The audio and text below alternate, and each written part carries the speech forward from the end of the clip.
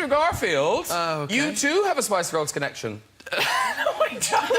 Yes, you do! Where are you getting this information? Didn't a lovely lady, didn't she ask you out through the medium of the Spice Girls music? Yes. Thank you very much. How did you know that? You must have told somebody. Only my deeply intimate friends. Well, somebody blabbed. This is kind of a hard story for me, actually. Oh, no, sorry. Well, this was my first love. Oh, no. Yeah, and her name was Sarah.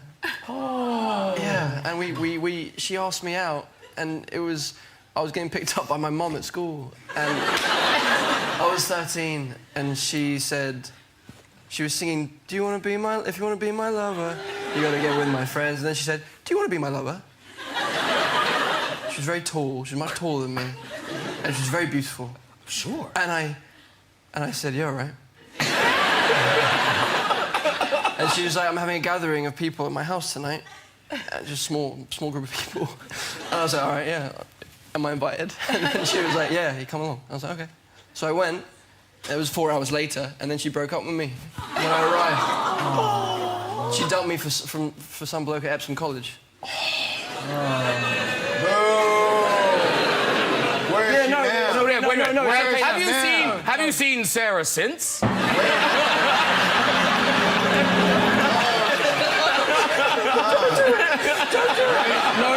Come on out, Sarah. Come on out, Sarah. That would be ridiculous. No, of course. Yeah, I was 13. Yeah. We went through. No, I was obsessed with her for a long time. I mean, Lin-Manuel was on here, and he was talking about, being so impressed by your singing. So weird to take a chance on someone who... Yeah. I mean, did you say you couldn't sing, or did you say I don't know? Well, so the reason why I'm Oscar nominated for this role is because of a friend who lied on my behalf.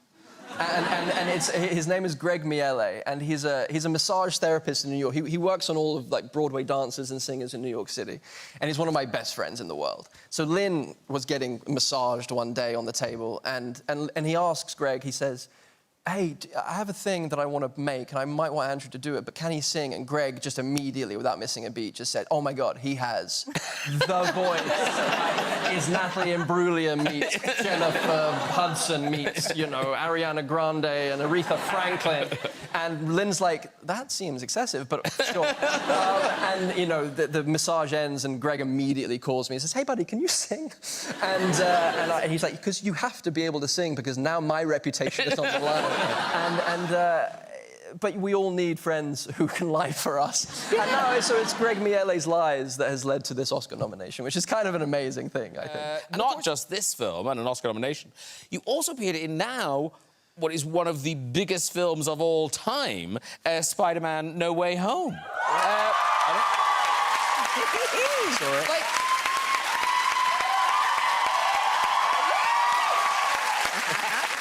Everyone loves it. Everyone loves Spider-Man. Yeah. Well, I went to see it in the cinema, and when you guys appeared, the cheer was amazing. Yeah. You saw it in the cinema.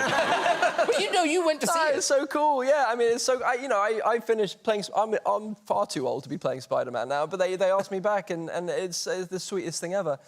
Because I put that to bed. I was like, no, I'm good. I'm done. That's lovely. And Tom Holland is just the best. So I just kind of became a fan again. And then they asked me to do it, and Toby was doing it. I was like, wow, it's Toby's. I've got to do it if Toby's doing it. It's like...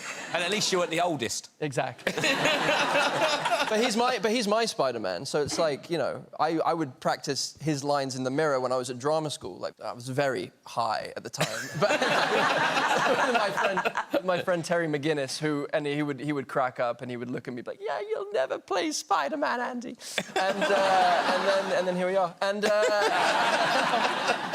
but me and Toby, we became friends, and we snuck in to a theatre in Los Angeles on the opening weekend, and we were just two, middle-aged white guys in baseball hats and masks, and we just kind of, absorbed them. It was, special things in the middle of a pandemic as well. And it's one of those things, I mean, when you've had a big success in a role like that, going back to it, did it feel like a high-risk thing to do? Yeah, it was a stupid idea. It was a really, really scary thing to attempt, yeah. Especially just the costume. Oh, God. 38-year-old man in a spandex, you know. They are unforgiving, those costumes. Yeah, they are. Intimidating, yeah, very intimidating. Wait, this is cool. Cool. Oh, urban drink. Now, Andrew, I'm slightly disappointed now that you're not in the outfit, because you do show up at things in the outfit.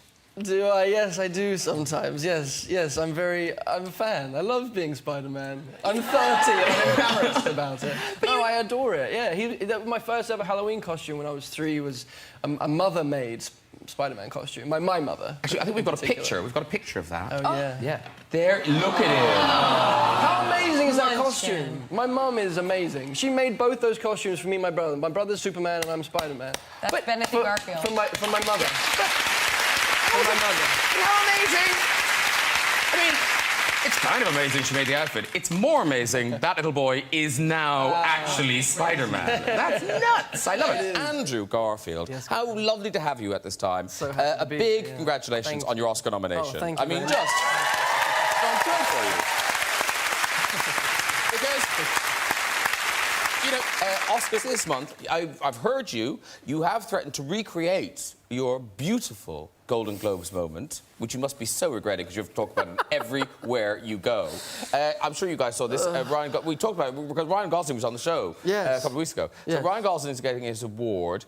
Annette, you're here somewhere. Oh, there you are. Is that you? Oh, yeah. I think you're over there. But over here, stealing the thunder, is Andrew Garfield and Ryan Reynolds. So, are you going to do it at the Oscars? No, it was a ridiculous thing. It was ridiculous. I said to Ryan Reynolds, if you win, kiss me instead of your wife. And he said, yeah, that's great. And, and the plan was that he would kind of move towards his wife and then kind of last minute move towards me. And then he didn't win, much to our disappointment. I said to we can still just do it. and he was game. But I love the fact that it was so deep in the background. So you kind of have to kind of look to see if it was actually. Because what's funny is, but Ryan Gosling was saying he was unaware of it. Yeah, no, I know. Were you aware of it, Annette? No.